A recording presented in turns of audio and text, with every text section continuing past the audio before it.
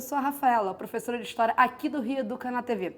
Sou uma mulher branca, de cabelos curtos e escuros. Hoje estou usando uma blusa verde com detalhes em amarelo. Estamos aqui no estúdio da Multirio. Bem-vinda à nossa aula. Mas antes de começar a nossa aula, vamos bater aquele papinho rapidinho? Vocês sabiam que a Constituição ela é a lei mais importante aqui do nosso país? Ela é a norma que vai ajudar, na verdade, na elaboração de outras leis. Por exemplo, quem pode escrever, qual o conteúdo mínimo, tudo isso ela vai alinhavar todas as outras leis, que as leis estaduais, as leis municipais, os estatutos, tudo isso tem fundamentos na Constituição. Mas você sabe exatamente o que é a Constituição?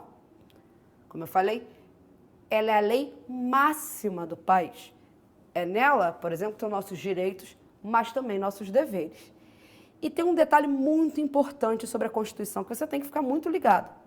Ninguém está acima da Constituição. Nenhum cidadão brasileiro está acima, nem o presidente. Aliás, tem um regime político onde o monarca, aliás, o governador, está acima da lei. Ele se chama absolutismo. E eu dei até um spoilerzinho para vocês. E o governante do sistema do absolutismo é o rei. E o Brasil, ele não é absolutista. O Brasil, ele é uma democracia. Então, eu vou falar mais uma vez para você de casa. Ninguém está acima da Constituição. Nós não temos um rei, nós temos um presidente. Ele também obedece à Constituição. Você reparou que eu estou falando muito de Constituição, então sim, um dos temas da nossa aula é a Constituição de 1988, a chamada Constituição Cidadã, que é a que está atualmente em vigor aqui no Brasil. Então, a gente vai, na verdade, ver como é que estava esse Brasil num pós-ditadura militar até a primeira eleição do primeiro presidente pós-ditadura. Então, vamos conferir essa aula? Mas, como todo processo histórico, a gente sempre tem que voltar uns passinhos antes para entender o que está acontecendo ali naquele momento. Então, vamos relembrar um minutinho só que a ditadura civil-militar, ela aconteceu ali de 1964 até 1985. Foram 21 anos marcados por autoritarismo, censura, falta de liberdade partidária, falta de liberdade entre os cidadãos e a não votação, ou seja, a gente ficou 21 anos sem poder eleger diretamente um presidente. Esse presidente era eleito por um colégio eleitoral e, lembrando, somente militares foram presidentes até 1985. Só que, no finalzinho da ditadura, no governo do Ernesto Geisel, ele vai propor uma abertura política, uma abertura lenta, gradual e segura nos termos dele. Em 1979, o último presidente assume, que é o Figueiredo. Em 79 também vai ter a lei da anistia. O que é essa lei da anistia? A lei da anistia ela vai anular os crimes políticos que ocorreram durante a ditadura, de 64 até 79. Mas tem um detalhe. Ele, além dos crimes políticos, das pessoas que foram obrigadas a se exilar ou que foram exiladas em si, também vai perdoar os crimes dos torturadores, que é um grande problema até hoje aqui para o Brasil. Mas a ditadura está começando a acabar aqui no Brasil. Em 1982, a gente vai ter a primeira eleição para governadores em muitos estados. Só que um pouquinho antes disso, o próprio Figueiredo vai fazer uma grande reforma partidária, vai acabar com o bipartidarismo. Vamos lembrar rapidinho. Na ditadura só tinham dois partidos, o Arena, o Partido da Situação, e o MDB, a oposição consentida. O Arena vai virar o PDS e o MDB vai virar o PMDB. Mas outros partidos também vão surgir, como, por exemplo, o PDT, do Leonel Brizola, e o PT, que é um partido de trabalhadores, ligados muitos a causas operárias. Então, durante essa eleição de 1982, o PMDB vai ganhar em vários estados do Brasil.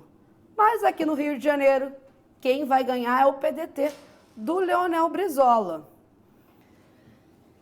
E com toda essa efervescência, vai começar a nascer a ideia de quê? De eleições diretas para presidente. Sobre as perspectivas de umas eleições diretas, o deputado mato-grossense Dante de Oliveira vai escrever uma emenda justamente para que nós aqui pudéssemos voltar a votar para presidente. Vamos conhecer o Dante de Oliveira? Gente, esse é o deputado mato-grossense Dante de Oliveira, que ele vai apresentar essa emenda em 1983. A proposta previa ainda o fim do colégio eleitoral e que, se ela fosse aprovada, como eu falei, o voto direto ocorreria nas eleições de 1985. Assim nasceu o movimento das diretas já. Esse movimento contou com a participação de partidos políticos, representantes da sociedade civil, artistas e intelectuais. Mesmo sendo marcado por significativo apelo popular, o processo das eleições diretas só ocorreu em 1989, ou seja, 29 anos depois da escolha do último presidente, que foi em 3 de outubro de 1960. Então, a emenda Dante de Oliveira ela não obteve sucesso, foi derrotada, mas é a partir dela que vários políticos de oposição vão se juntar e vão pedir uma nova Constituição e a formação de uma Assembleia Constituinte. Em 1985, o primeiro presidente civil chega ao poder, mas sem as eleições diretas. Ele é Tancredo Neves, que não pôde assumir devido a problemas de saúde. Seu vice assume, que é o José Sarney.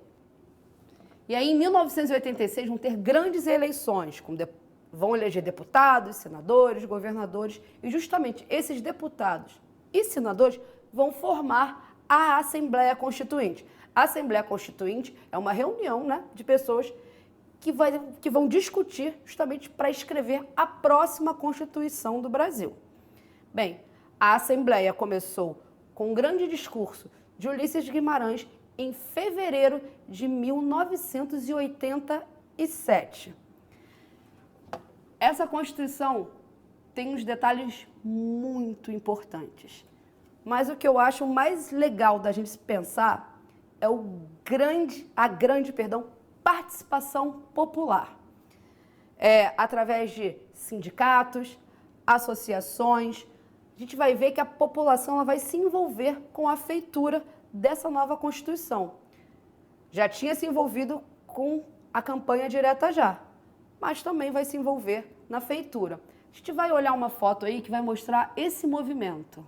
Gente, o texto produzido durante a Constituinte, ele era considerado bastante avançado nas questões que abarcavam direitos dos cidadãos e das minorias, justamente pela intensa participação popular.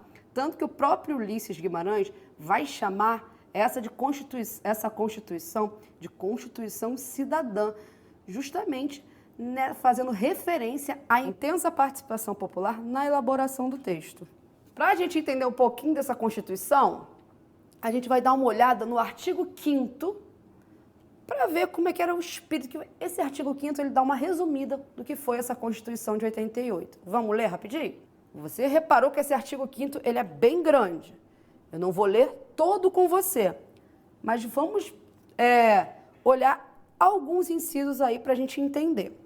Vamos lá, começar com: todos são iguais perante a lei, sem distinção de qualquer natureza, garantindo-se aos cidadãos e estrangeiros residentes no país a inviolabilidade de direito à vida, à liberdade, à igualdade, à segurança e à propriedade, nos seguintes termos: homens e mulheres são iguais em direitos e obrigações nos termos desta Constituição. Ninguém será obrigado a fazer ou deixar de fazer alguma coisa, senão em virtude da lei. É livre a expressão de atividade intelectual, artística, científica e de comunicação, independentemente de censura ou licença. Então, é livre a manifestação do pensamento, sendo vedado o anonimato. Então, Então, se vocês começarem a perceber, essa Constituição, ela traz justamente a ideia da redemocratização e a construção de uma nova realidade de país num pós-ditadura. Gente, o artigo 5º, ele é incrível. E essa Constituição, ela vai, por exemplo, falar sobre o direito dos adolescentes, direito dos idosos, a questão indígena, a questão quilombola. Então, ela é uma lei bastante completa e incrível.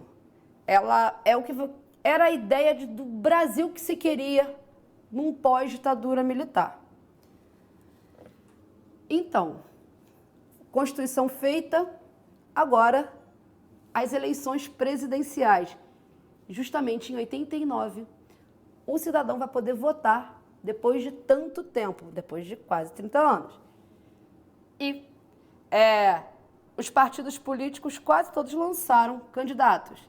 Tanto que você teve mais ou menos 22 candidatos à presidência da República. Imagina, olha como seria esse debate. Brincadeiras à parte, você teve candidatos que já eram tradicionais, como Paulo Maluf, você teve o próprio Leonel Brizola, teve o Lula, teve o Ulisses Guimarães. Mas um cara em especial, a gente tem que dar uma olhada. Esse cara que se apresentava como algo novo, como um outsider, alguém que não queria fazer uma política tradicional.